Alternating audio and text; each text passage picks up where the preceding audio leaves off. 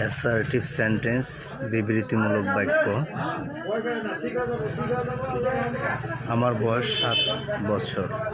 I am 7 years old. সে 5ম শ্রেণীতে পড়ে। He reads in class 5. আমি তাকে চিনি। I know him. আমি সৎ হব। I shall be honest. আমরা খুলনায় বাস করি। We live in Khulna. দুধ আদর্শ খাদ্য। Milk is an ideal food. আমরা আনন্দিত হব। We shall be glad.